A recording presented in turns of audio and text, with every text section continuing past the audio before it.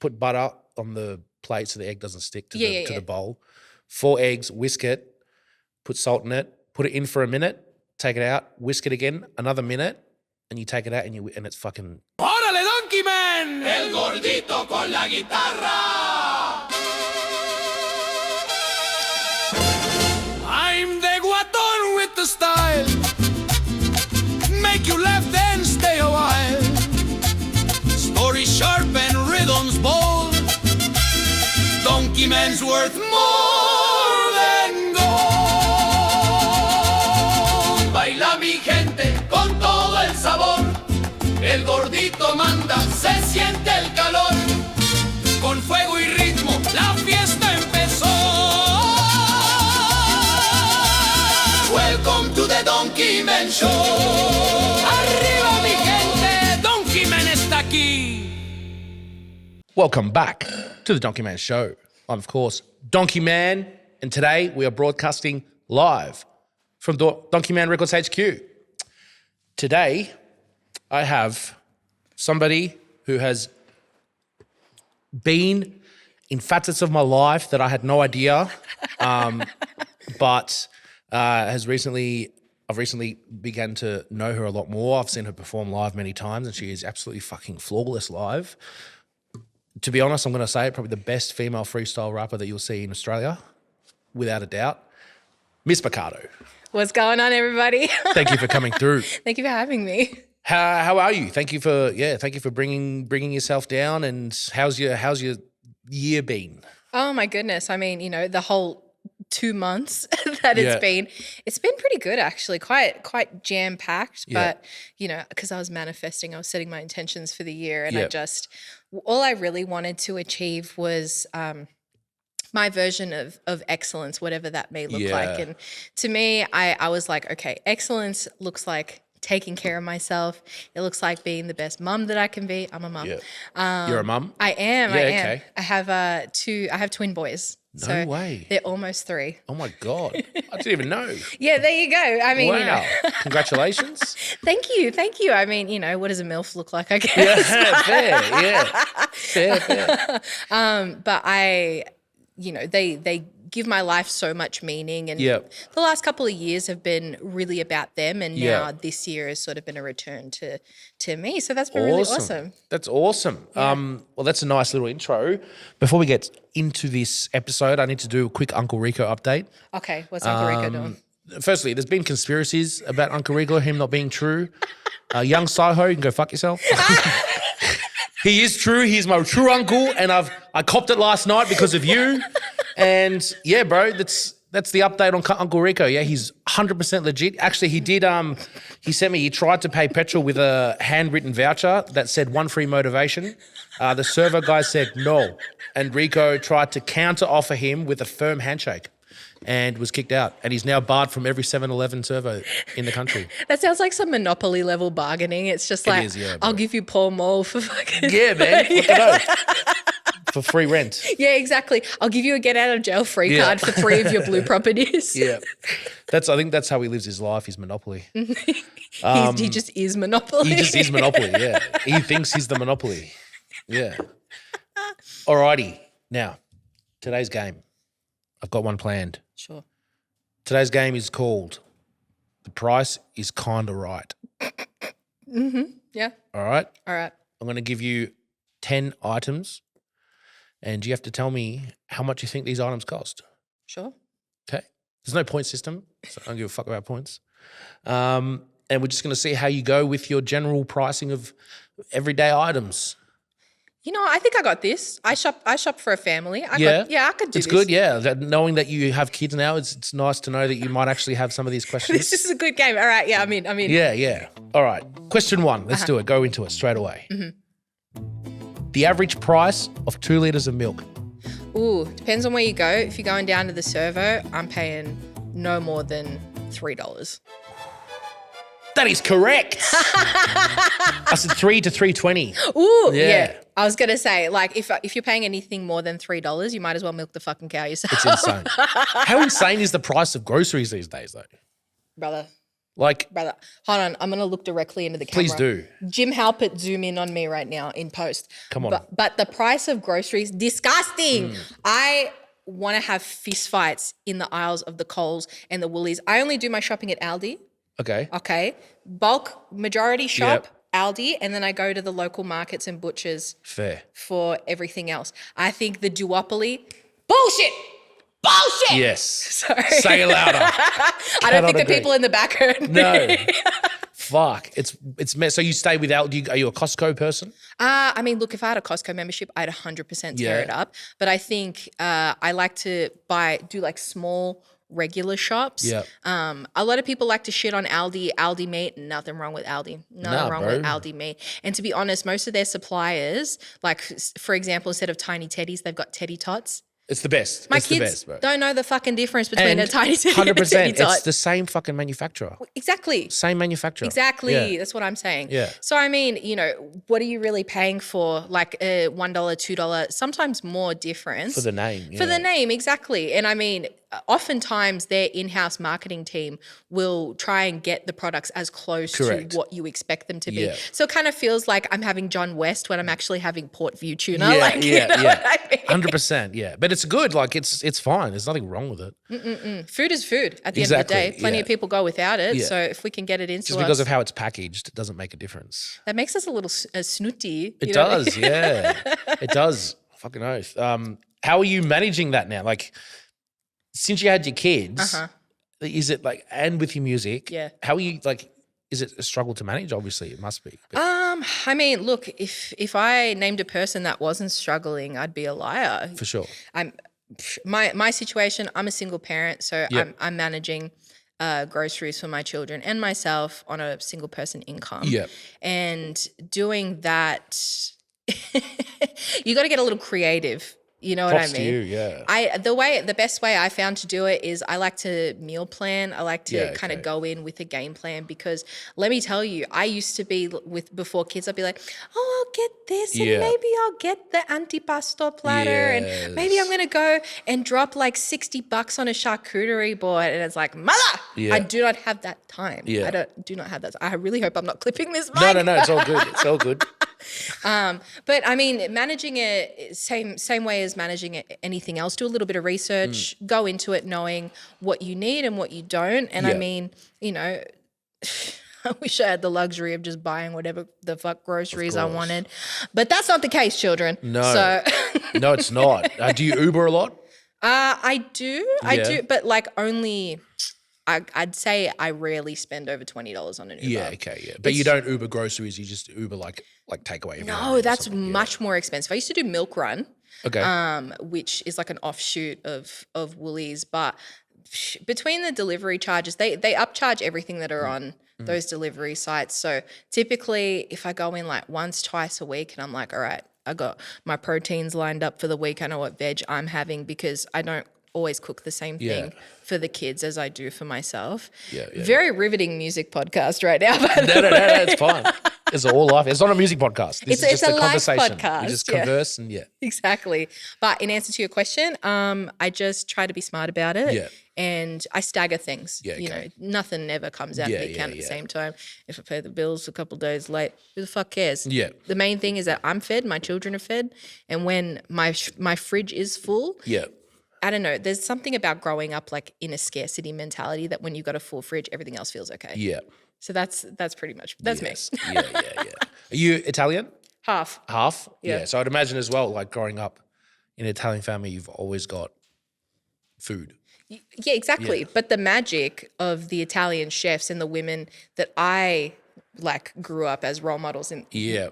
who were role models to me in the kitchen were able to stretch a meal out of nothing. sure. Out of Yeah. nothing. You know, you'd have 3-4 extra people. Oh, Mrs. Walker, oh, such and such. Can we please have some dinner or something like that? And she's like, fucking Yeah. sit down. Yeah, Sit down, you fool. And I'll magic up an extra plate. I'll do a bit of extra rice, chuck in a bit of extra potato. Yeah. And like, you know, to me, women like that are the foundation of who I am, really. Yeah, okay. Like I grew up with the mentality of there's always another seat at the table. Yep. So tell me, so you're a bit of a chef then? Oh yeah, I love to cook. You love cooking? I mean, in every sense of the word. Like Yeah. let her cook. Meth, everything, crystal meth. I mean, on my off days. Yeah. You cook in the studio. I'm cooking in the studio. Yeah. I'm cooking that good. Yeah. What's your favorite meal to cook? Oh, that's a good question. I would probably say, like, in terms of what my specialty dish is different to what I love to cook. Yeah. My specialty dish is, by and large, a good old, big old pumpkin soup. Yeah. Fuck yeah. Again, always another seat at the table. You could always stretch the soup a little bit more. But right now, because I'm on a bit of a health kick, y'all, I'm just really digging like these big protein bowls where you can like I'm loving like making a bit of a ceviche sort of situation where I'll do the prawns and the lime juice with the avocado and the cucumber. Nice fresh like summer flavors. Like Mediterranean almost. Yes. There's nothing more excellent to me than going to the fresh food market and picking out my own fruit and produce. That's what I feel like Coles That's and the Woolies. Italian in you, bro. That's the Italian in you, yeah. True. That's the ethnic in you. Yeah. I'm the same, for sure. For sure. I was talking about this last night with my missus because I noticed a yogurt commercial. Everything nowadays has a protein alternative. And to me, that's like, because even you go KFC, they've got a protein menu now. You get a KFC Crunch Box, protein Crunch Box, whatever. Is there? Fuck. Yeah, they've got, the protein thing, like all the, you go to, fucking go get a milkshake and there's protein milkshakes. Yeah, got you. Protein yogurts, protein ice cream, protein, like there's so much protein. It's like, I just wonder if that's like, if it's going to be an issue in the future. Cause it's like, I can't imagine it being legit protein, like actual protein that you'd source from meat. Yeah. I feel like anything could be protein, like because right now one of the macros I'm tracking is protein. Yeah. There's fucking protein in everything. Yeah. So I mean, I don't necessarily question the validity of is there protein in it. It's it's more of like a marketing thing now, I think. It's trendy. It's like I remember 10 years ago, everyone was putting electrolytes in shit. Same thing. It's same thing. And people love to do a little bit of fear mongering around health. Yeah. Let me tell you, and nothing becomes more clear around that than when you yourself are on a health journey. Because I'm like, okay, I got to get 100 to 120 grams of protein a day for my particular goals. How do I do that? How do I get that through diet alone? It's actually not that hard. Yeah. It's actually not that hard. And you can do it with like a couple of extra things. Like I'll have like a protein milk or a protein yogurt, and people are like, oh, but protein tastes like dog shit. If you really don't like the protein products that you can get off the shelves, get a good protein powder and just fucking mix it in. Yeah. Like just eat a steak, eat a couple of steaks, eat a fuck ton of eggs. The amount of eggs I consume, my mum's like, you're going to turn into a fucking chicken. I love eggs. Love eggs. You know, once I did a challenge, who could eat 30 hard-boiled eggs faster. That's a mistake. Yeah, bro, yeah. I wish you told me before that. I ended up in hospital. The next day with kidney stones. Jesus Christ. Yeah. That's I was about to call like the eggs bum nuts because I heard that said in like a YouTube video. Bum nuts. Bum nuts. That was a good name. Call them bum nuts. But I think you fucking gave yourself kidney nuts. Kidney nuts, yeah. Yes. Yeah, well, I definitely do not recommend that. But I have actually found out this hack on how to like cook really fucking good eggs really quick. It's in the microwave. Oh, 4 eggs. Like I just put butter on the plate so the egg doesn't stick to the bowl. 4 eggs, whisk it, put salt in it, put it in for a minute, take it out, whisk it again, another minute, and you take it out and it's fucking just 2 minutes. That's all you need. It's I feel like that tutorial should be the intro for the podcast. It should be, bro. And then welcome to the Donkeyman Show. Agree. I like it. That's what we're going to do. Don't be confused if you're seeing this now. No. If you made it this far, then you will understand the joke. Yeah, exactly. For sure, yeah. Only real ones will get it. Only real ones, yeah. Only the ones that stuck through. Past question 1. Let's do question 2. Question 2. All right. Are you ready? Mm-hmm. Speaking of eggs. Huevos? Wild. A dozen eggs. Yeah. How much?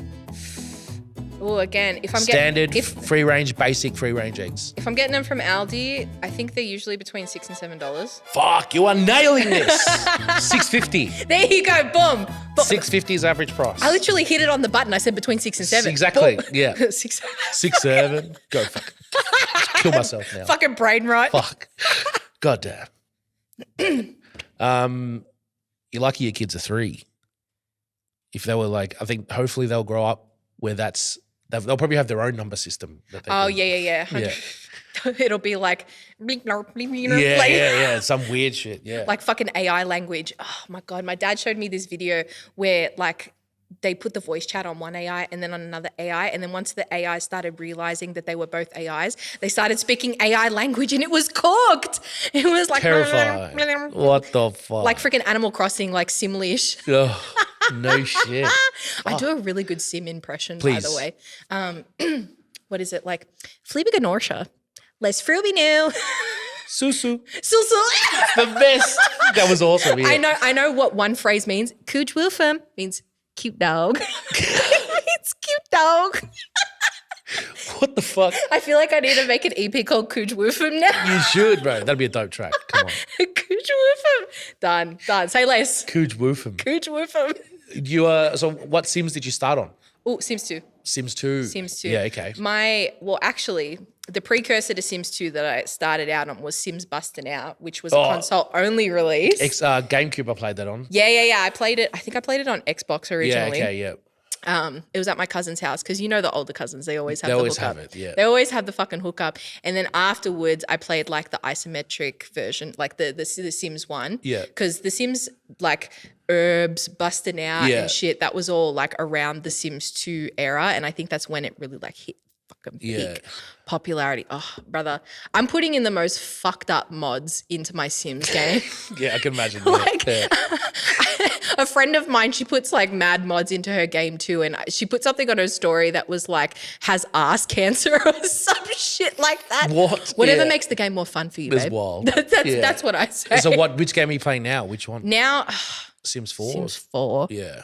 Fucking hate Sims 4 just quietly. Oh, don't, because the whole community has beef with Sims 4. The amount of expansion packs, I think it's in like the hundreds now. Yeah. I think My stepdaughter has it and she's, I get it, yeah. it's crazy, dude. Like, I think Sims 2 had the most expansion packs, and that was about 20. Which was still like fucking, don't fact check me. Don't Google that. What I said was correct, okay? Yeah, everything you say, everything you hear on this show is factually correct. And inexplicably, no? Yeah. Inexplicably, that's Yes. the word. That I'm not helping my case. I'm educated. I promise. Yeah. I used to play The Sims when I started on Sims 1, the first Sims. Yeah. Goated. Which had like eight expansion packs or something. Yeah, it was like Making Magic, like City Living. Yeah. Fucking Hot Date. Hot Date, yeah. With the heart-shaped bathtub. I think that introduced Woohoo. That's when you could start to woohoo with people. Correct. Man, imagine if you went on Tinder looking to woohoo. Woohoo. Instead of not looking to fuck spiders, I'm looking to woohoo. Look at the The best. All right, let's move on to another one. Okay. All right, number 3. 1 standard loaf of sliced bread. I'm going to say $3.50, maybe $4. You are correct. $3.80. Oh, boom. God damn. Well done. I love that. You know, I love that the questions on your show is like, how fast would a Bunnings snag run if it was being chased by the cops? Like, We haven't gotten there yet. sorry, I'm jumping the gun. Yeah, bro. All right, let's go to another question. 6 Big Macs, 4 large fries, 2 20 nugget boxes, 4 large Cokes, and 2 McFlurries. And a large soda. Diet. Diet. Say it again. 6 Big Macs. Yep. 4 large fries. 4 large fries. 2 20 nugget boxes, 4 large Cokes, and 2 McFlurries. I feel like I'm compelled to tell you all that I failed year 10 maths, but I'm going to guess $60. You were $20 off. 86. Which way? Oh, 86. Yeah. I felt like I lowballed myself there. Pretty low ball, but I'll give it to you because who knows? I mean, who the The fuck? amount of deals they have, it could have been $20. True. Yeah. I mean, like, you know, on the Uber app or something, it's like get a free 20-piece McNugget. Yeah, if you spend $50 on Yeah, it or some exactly. shit like that. Yeah, fuck. We'll say that was correct. We'll say it's correct. Are you a Macca's fan? Not really? My kids are a Macca's fan. Of course. Every time. These children are smart, right? We even drive past the McDonald's. Back seat, chippy nugget. Chippy nugget. It's not chippies or chippy nuggets. Yeah. Just one I think word. it's one thing. And you know what? Their language is pretty good too. So Yeah. the fact they've condensed it down to chippy because they're trying to like, Mum, Yeah, it's Mum, quick. quick. We Yeah. got to go get chippy nugget. Chippy And nugget. you know what? Half the time I feel like I get got, right? Because the fact that they know where it is, where it's located, it doesn't even have to be a Macca's. They can just kind of like smell it in the air and they're like, chippy nugget? God damn. Or we'll be on the freeway going towards somewhere that we usually get chips or nuggets because it'll be like on a family outing. I'm not just feeding my kids fucking Happy Meals. No. Also, side note, the quality of Happy Meals toys, Down. toilet. Yeah. They gave my kids like, I think, playing cards in one of them. I'm like, shit. just what every 3-year-old wants, not a Transformer, Autobots roll out, Teenage Mutant Ninja, nothing. Wow. Fucking play cards that you have to put together yourself. There's like comes with instructions and shit, and I'm in the front seat. They're eating their chicken nuggets, and I'm like, how the fuck did This is going, And then I just want to throw it out the goddamn window. I don't condone littering, but in that case, I feel like it's acceptable. For sure. Fucking oath. I used to be, Macca's used, like, I think they still are. It's probably the number one toy manufacturer in the world. Really? I didn't know that. Yeah. But like, I remember all the goated like Macca's toys back in the day. Yeah, man. The Snoopy shit was fucking. Snoopy. What did they have? They used to have like those little like mini Game Boy looking things like with the screens and shit. Yeah, like, for sure. And then I remember like when The Incredibles came out, they had the dope. Like they always had the sick tie-ins, like to whatever Disney movie or Shrek. Yes. Oh, brother. Like now they have Happy Meals for adults at Macca's. Yeah, okay. They have a Friends meal where the Friends toys, the adult toys are better than the fucking kids toys. Well, the thing is that there's laws around marketing that to kids. Yeah. Hence why they've got rid of Ronald McDonald, all that kind of shit. Because I thought Grimace and shit, they would still kick a Hamburglar. Yeah, but like you don't see, like they'll have a promotion every now and then, but there's no, like I remember when I was a kid there was like a TV show, Ronald McDonald and shit, you know, cartoons and shit, and you'd watch it and but they can't market. Kids these days will truly never know. No, they won't. No, they'll have no idea. No idea. That's why they look so corporate now as well. But it genuinely, I feel like it. Besides the whole, I feel like the plastic thing that can be maneuvered around. Yeah. Because I think that's the main argument. It's like, oh, we don't want to like increase the use of plastics and microplastics in what we do, and I'm like, that's completely fair. But like, does plastic own the copyright on fun? Yeah. Like fun. We can have fun. Yeah. Joy. For sure, yeah. Did you like the playgrounds there? Oh, Macca's playgrounds always goated. I remember like, you know, being a teenager and being absolute fucking delinquents at the Noble Park Macca's and then being politely asked to leave. And it's like, well, we're not going to do that because we're counterculture. Yeah. Or fucking whatever. And meanwhile, we were coming off of our high school production of Aladdin. Yeah, okay. No shit. I'm painted blue and I'm climbing up the fucking swivelly diddly fucking slide. So you were the genie. I was the genie. Sorry, I mean context clues. Yeah, I was the genie. You were the genie in your high school play in Aladdin. I have such embarrassing photos. I will show them to you. Fuck. Did they do it? Did you do it at the drum theatre? Yeah. We did it at the drum theatre, but then my high school they ended up building out their own like that's right. Situation, yes, of course. Yes. Which I think takes the fun out of it a little bit. It does, absolutely. Yeah, but it's all to save money. It's also a floor stage too. And I hate being on a floor stage. I mean, I think the whole point is that you get to that separation between audience and artist. I don't know. I mean, mind you, how much art could it possibly be, the year 11 production of The Wiz? But I digress. Fair point. I was a theatre kid. I've just outed myself. Yeah. How did you get into that theatre and into music in general? Yeah. Well, what came first? The chicken or the egg? Yeah. The 30 eggs. Yeah. I would say, I've been into music since day one. Yeah. My dad was probably the biggest catalyst. Like he would always purchase music that he thought I would like or download it off of LimeWire. Yes. Gave my computer all sorts of aids over that shit. I remember, there was a phase where everyone was downloading fucking like Alvin and the Chipmunks versions of shit. That before Nightcore and slowed and reverb was the proper terminology. But I would have been 3 or 4 when I started performing because okay. my aunt was a dance teacher. Yeah, okay. And I just liked to sing. I used to Yeah. make up my own songs, blah, blah, blah, like harmless kid shit. Like my sons do the same thing now. Yeah, yeah, cool. And it wasn't until I was maybe like 6 or 7 where people would go to me, Casey, that's my government name. Don't you dare type that in the comments. You don't know how to spell it anyway unless you have me on Facebook. That's right. But they'd be like, Casey, oh my goodness, you're such a beautiful voice. And me, being the little show pony I was, being like, yeah, I know. Like, well, like, what do you mean? And it wasn't until I got to age maybe like 11, 12 that I was like, oh, this is something that I really want to do. Yeah. Like, it's not just something that's fun and I like it, because I'd been performing since age 3. Yeah. And singing was always kind of incidental to whatever it was that I was doing. And then once I hit about 12, embarrassingly enough, I auditioned for Australia's Got Talent. No. And I did. Whoa. I mean, obviously Did you make it to television?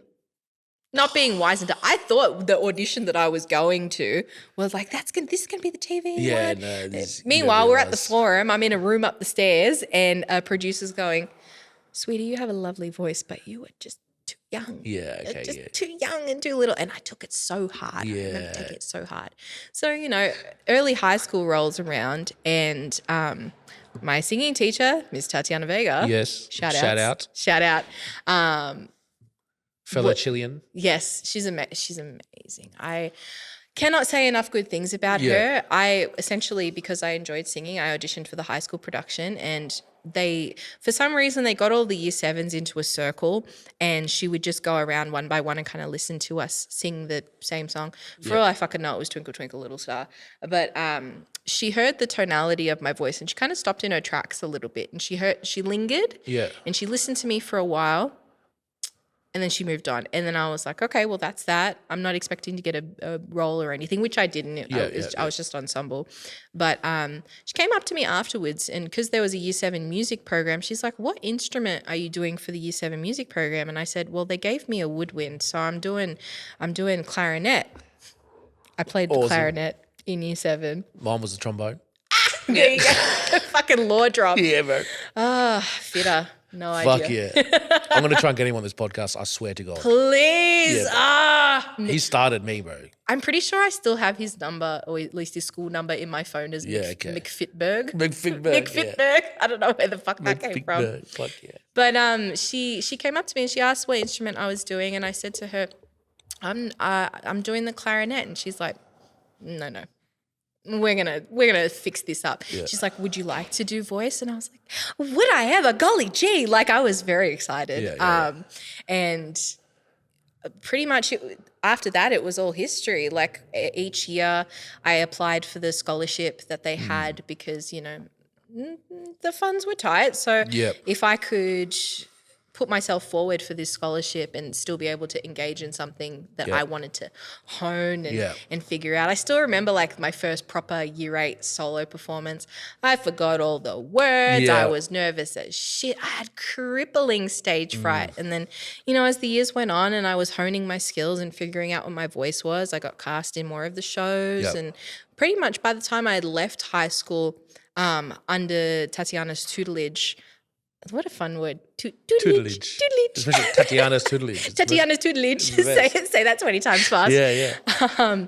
I had developed like a skill set and an understanding of my voice that is honestly the foundation and the basis of how I still continue to perform to this day. Yep. So after I'd left high school, the origins of Mikado began to form. So I linked up with a whole bunch of people in uni who loved hip hop, and then I became friends with them, and then we would start freestyling and spitting and doing like just stuff, just life together. And then I remember, I know this is a super long-winded answer, but no, please, I love it.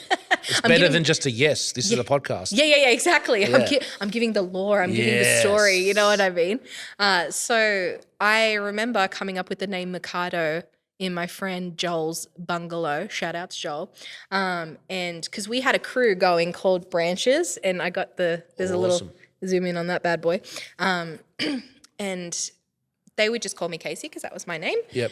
And then I kept, I'm like, what should my name be? I should have a name. I should have something.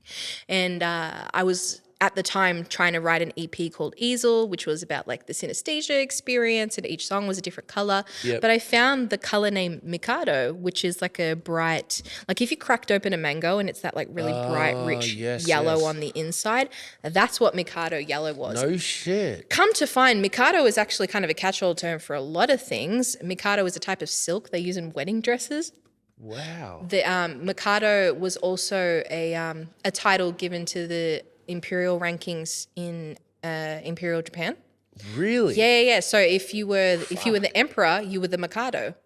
That term has since fallen out of favor. But That's awesome. and in Japanese, the word Mikado means heaven's gate or heavenly gate. That's awesome. So I came to find Fascinating. that this sick-ass name that I picked for myself has this rich culture and lore, and it was really wonderful to kind of learn a lot of that after the fact. But at the time, I just did it because it felt good. How good is that? Sounded How good. good is that? I know, right? It's like the stars were aligned, and I Yeah. just kind of felt it intuitively. And so after that, I started performing at local gigs. This would be 8 years. Yep. 9. Fuck yeah. Yeah. Almost 10. Come on. Yeah, I know, right? Like that I've been performing as Mikado, and as the years have gone on, being a woman in hip-hop spaces, I've changed and grown and developed, as I think all artists should. Yeah. But in the sense of, sorry, my throat's a little bit dry, That's okay.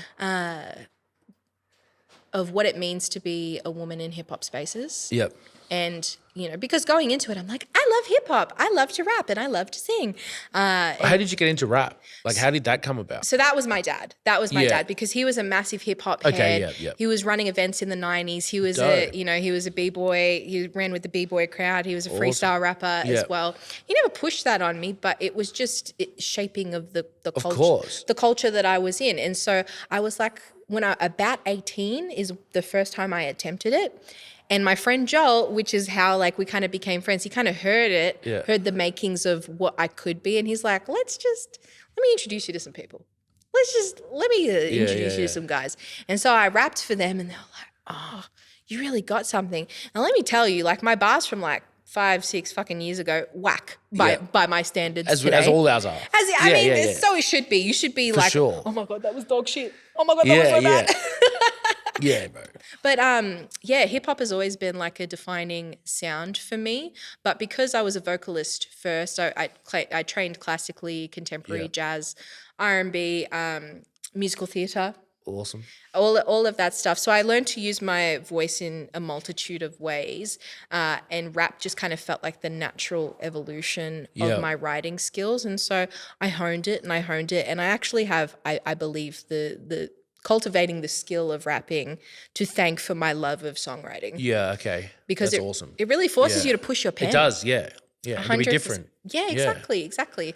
And it's like, what are you going to say that somebody else hasn't already said, or in a way that somebody else hasn't already said? Yeah, and then to do it again and again and again and churning it out like just thousands of words. 100%. Yeah. 100%. It's different. And I mean, I think ultimately hip hop for me is about the art of storytelling. Yeah. And because I always loved to tell stories, and you know, I think a lot of rappers that I know, they got their foothold in through poetry as well. That's how I started too. Yeah. And then as the years went on, I really like cultivated that skill. I worked on it, got feedback from people who, I mean, I surrounded by myself with people who were better than me. Yeah. And by doing that, I sort of got to see the way that they approached their art and the way that they approached their lyricism. And sort of through that, I was able to go, okay, this is what they're doing that I like, and I want to adapt X, Y, and Z. Yeah. But to be honest, they were all men. So I still had a lot of figuring out to do of like, how do I adapt this sound and this style that I like that you're doing in a way that feels authentic and right for me? Yes. Yeah, like that. Yeah, for sure. Yeah. It's something that I've actually never even thought about until now. Yeah, it's how, like, because hip hop is so overly dominated by men, for a female to actually come into that without wanting to be that overly dominant masculine energy. Yeah. Yeah, it's props to you, like trying to figure out, how you could still be hip hop, but be yourself and be that Mikado and be, it's fucking awesome. Yeah. I mean, it was a massive load of trial and error, I'll be honest. That's what it is. That's, You got to, fuck around and find out. 100%. Like that's how it has to be. But how is it though? Like that's something that you always hear people saying is you just got to keep doing and trying and seeing what works. And it never really clicks until you do it, until you see it. And you're like, oh my God, people have been telling me to do this the whole time. I think when it became real for me was when I wrote the track HBIC. Which stands for Head Bitch in Charge, for those who don't know. And to me, that's kind of been my cornerstone track. I would like to go back and re-record it and shit, because I've gone through multiple versions of that track specifically. But the lyrics basically encapsulated how I felt, because in the beginning, I wasn't fully cognizant of being the only woman that I could see on the scene, and I didn't know where to look for other women.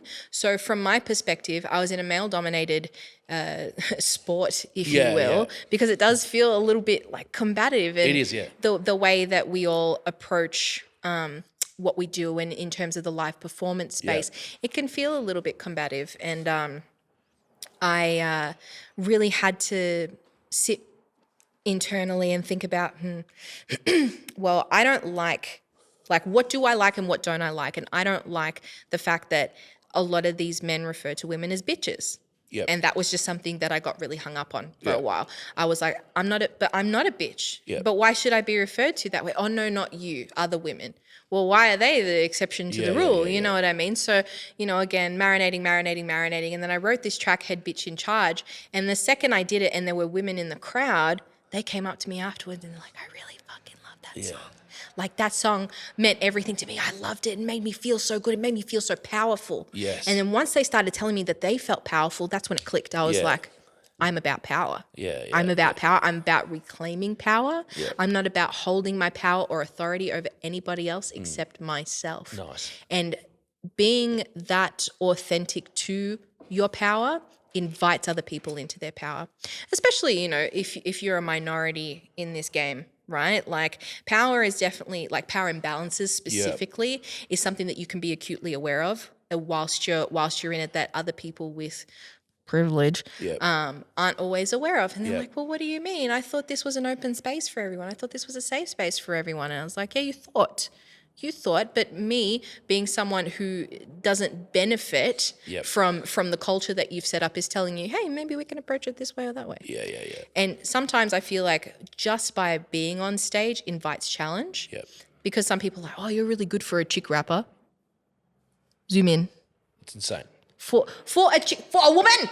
You're just really good at a rapper. Well, exactly. End of. Full stop. Period. Period. Done. You know what I mean? So a lot of the rhetoric that was being thrown my way was, you're good for, I didn't expect this for. Because you are. Exactly. And I didn't feel like there needed to be a qualifier. It's insane, And then I started putting on women-only gigs, or like ladies' nights, ladies' months. And that also didn't sit too great with me, because as the years went on, more women were on the scene and I loved it. I was like, oh, finally, like I really wanted to cultivate like sisterhood and kinship, because as much as I love the relationships I've built with a lot of these guys, it can feel like sometimes they don't understand my perspective unless I'm very overt in explaining it. Of course. And sometimes it's nice to just be with your people, like. Of course, I don't have to over-explain, or I don't have to spell it out or make it super explicit, like what it is that I'm trying to say. Yes. And so the message over the years of how I've delivered the message of, I am Mikado, I am powerful, I believe the women around me are powerful, and I'd like us to be powerful together, has changed. And especially as the scene has changed and you see those novelty acts and you see those novelty nights, you kind of get to a point where it's like, we need to go about integration. It's not about having a ladies' night, this or that. It's about having a hip-hop night. And there are ladies there. Yes. That's it. Yes. The end. Exactly. Sexism solved. But that's 100%. That's when you start to go that other direction, when you start to just do female-only nights or just specific-only nights, that's when people come in and take advantage of that, and it turns into an industry. And it's tokenism. Exactly. Yeah. Yeah, it happens with feminism, with the whole feministic act. Yeah. The minute they start selling merch, Oh yeah, pussy fuck you power, doing? women to the front, exactly. blah blah yeah, blah. yeah. When it's just like, well, it's about like just doing it normal, not referring. Like the biggest thing that I hate as a Chilean is like, is being that, he's a rapper and he's Chilean and he's ethnic and he's this. Yeah, he's a rapper and he's, even like if you were white, it'd be annoying. Like he's a rapper and he's white. It's like, no, I'm just a rapper, bro. Yeah, like, leave me the fuck alone. Like, don't use the qualifier. Exactly. What do I need that for? Yeah. 100%. Yeah. But it also can, like, people can use it as a marketing thing as well, which is nothing wrong with that. Like people can, I do it. Fuck, I still use that kind of heritage because I'm proud of it. As you're still proud of the fact that you're a female. Yeah. You're still going to use that. 100%. It's not demeaning it. It's not, you just who you are. It's my identity. Yeah. It's like that's why I love when First Nations come up on the stage and they'll specifically do a call to country, or they'll integrate parts of their heritage and their identity. Yeah, for sure. Into their sets, and and people love it. People are like, I love to see other people, because we're seeing a shift towards authenticity, of course. Just really not do it for any other reason than it's right for them. Yeah. Like, if I went on stage and said, I'm a female woman of color, minority, blah, blah, blah, blah, blah, like I fall below the poverty line for this, and this reason. And this is why you should watch me. And this is why you should watch me. That then to me, it feels like tokenistic. Yeah. Especially when people are trying to hit like diversity quotas and shit like that. Yes. And there's been multiple times, even to this day, that I'm the only woman on a lineup, and I feel both obligated and hesitant to advocate for myself. Yeah. Because it's not like, well, why aren't there any other ladies on the lineup? It's more, it's 2026. I cannot be the only female hip hop act that you know. No. And if you're inviting people onto the stage that this is their first time being here or whatnot, why would you more readily give an opportunity to somebody who will definitely get one over somebody who may not get that same opportunity? Yeah. You know what I mean? Yeah. So my whole, and I mean, to encapsulate the reason why you asked me this question was to try and, advocacy, I think, can be a bit of a loaded term. And like I said before, simply showing up can be a statement. Yeah. Not always a positive one for certain people. So I think the main takeaway for anybody who happens to be watching this and you feel othered, or you feel like you're a part of a minority, you're not alone, and there are people who want to stand with you and support you. Please reach out to me. I'm sure, put my shit on the screen, like reach out to me. I'm happy to talk about it with you. I'm happy to talk about ways that we can elevate each other, because that's the most important thing. We're on the local scene, and at a local grassroots level, we all need to touch the grass a little bit For more. sure. You know what I mean? Yeah. I mean, the whole reason why I made this space is because I've always felt like I didn't fit in any kind of scene that there already was. Yeah. Like I'm not, like I've been in metal bands. I was in rock bands. Yep. But I have such a big love for hip hop that it's like I couldn't go full into that scene, because it's just like I still want to be hip hop. Same as hip hop. I don't want to be full into hip hop because I still love my rock.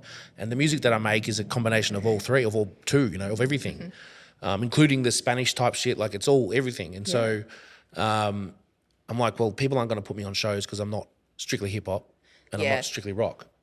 And so I'm going to have to do something to kind of Bridge the gap. And so that's kind of like the birth of this place. And so same thing, if you do feel like you don't fit in, this is the perfect place for you. Exactly. It doesn't matter how many followers you've got. It doesn't matter who you are, what you are. If you're putting in the work, that's all I care about. Find your people, exactly, create your own space. And I really admire you for what you've done, especially for the Southeast community, because I mean, a lot of people in outer suburbs will find that they have to travel into the city, and to be honest, it's not always feasible for everybody. And I'm sure every artist that walks in here is a fusion of something or other. 100%. We're all a culmination of our tastes, right? Yeah. Like I create a mix between hip hop, soul, funk, R&B, house, jazz, whatever tickles me. And it's hard when you don't fit into those binary boxes. So, you know. It's the younger generation. That's what it's going to be. It's all going to be mixtures because it's all going to be what they grew up listening to, which is their parents. And their mum might listen to rap, their dad might listen to rock. Yeah. Their mum might listen to EDM, their dad might listen to classical. You know, so there's so many. And the more life goes on, the more music there will be out there. Now with AI, there's going to be, you know, you can just hear anything, and it's just people are just going to be creating new shit. I mean, one of the interns, Vinny, the producer, he likes to make, he's trying to do like this Afro trap type stuff, which is, again, morphing two different genres, Afro beats and trap music. Two very different genres. One's very chill and the other one's very upbeat, but he fucking kills it.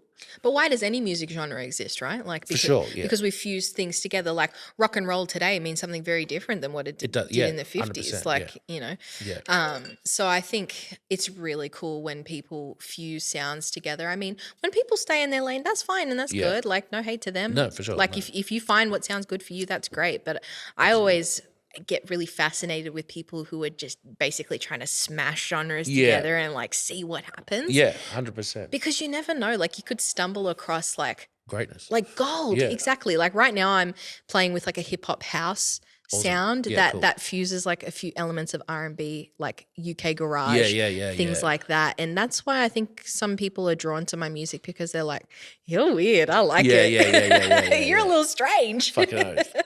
But that's awesome. That's and that's how you kind of build your own identity as well. I think that's how you break barriers. How are you going to differentiate yourself? Exactly. Yeah, that's how you go against the grain. You do it, and you know you just got to try it. If it doesn't work, it doesn't work. You move on to the next shit. Yeah. Oh well, you know. Let's move on to another question. Yeah. Would you believe that we've been going for 45 minutes? This is Sorry. awesome. I love it. Let me pick a good one. All right. Are you ready? Yes, always. The feather of a crow found inside the eye of a storm on a Monday morning. Fuck me. Are you asking me how much? Yeah, how much? How much is a feather of a crow found in the eye of a storm on a Monday morning? I'm going to say that it's going to cost 3 gems from a Nepalese mountain witch, a Himalayan salt candle, and some eucalyptus essential oil. Yes, you got it right. You got that exactly fucking right. Word for word, bar for bar. For word. Impressive stuff. Thank you. Have you ever bought one before? I have. Yeah. I mean, I'm not currently in the market, but I have purchased one before. Yeah, Fucking exactly. amazing. That's incredible. All right, let's do one more. Yes. The Antilia home in Mumbai on a Tuesday afternoon. Fucking arm and a leg, probably. 2 arms and 2 legs. 2 arms and 2 legs. See, I lowballed myself again. You did. No, it's actually $500 million. Fuck. Yeah, man. I couldn't even conceptualize that much money. Like if I was to envision it. Lol. Yeah, visualize it. Yeah, see how I can show you how to visualize it. A little exercise on how to visualize the difference between $1 million and $1 billion. So $1 million, the number $1 million, if you counted every second, it would take you 11 days to count to $1 million. Okay. Right? If you counted to $1 billion, same thing, it would take you 32 years. Time is money. There it is. Time is money. Time is money. Boom, mic drop. For sure. But yeah, that's how substantially big those numbers are, how big the difference is. That's no. Language tricks you because it's just a letter away. You think it's not that big, but You're like Millie and Billy. Like. yeah. Yeah, I heard a joke the other day. Fucking heard that the island of Italy has or like some 7. Fuck, what was it? Was some wording joke. I've got to look it up. It's fucking Okay, brilliant. Google it. It's fucking brilliant. Also, as a side note, I really love how my nonna says Google because she'd be like, ask Google. Google. Google. It's not even, there's no L. It's like, ask Google. Ask Google. Yeah, my dad's like that as well. Ask Google. So I find myself like yelling at Google. I'll be like, tell me Google. All right, here it is. Just reading that there's a small island off the coast of Italy with 5 million Sicilian people. That's the biggest number I've ever heard. It's the best.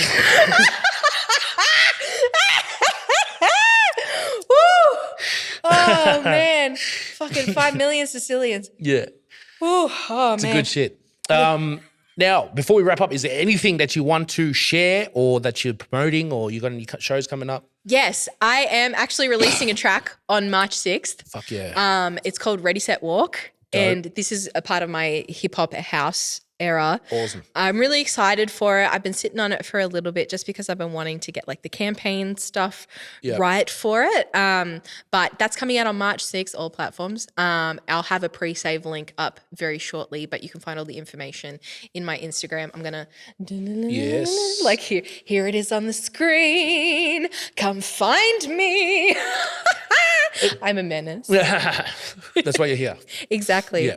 And thank you for having me. No as well. worries. Make sure to go follow Mikado on everything. Spotify, Instagram, all that good shit. All the stuff. I nuked everything, but we started from scratch and we're building something beautiful. Awesome. I can't wait. Cannot wait. And yeah, go like, follow, subscribe, do all the good shit. Peace. ¡Órale, Donkeyman! El gordito con la guitarra. I'm the guatón with the style. Make you laugh then stay a while. Story sharp and rhythms bold. Donkeyman's worth more than gold. Baila mi gente con todo el sabor. El gordito manda, se siente el calor. Con fuego y ritmo la fiesta empezó. Welcome to the Donkeyman Show.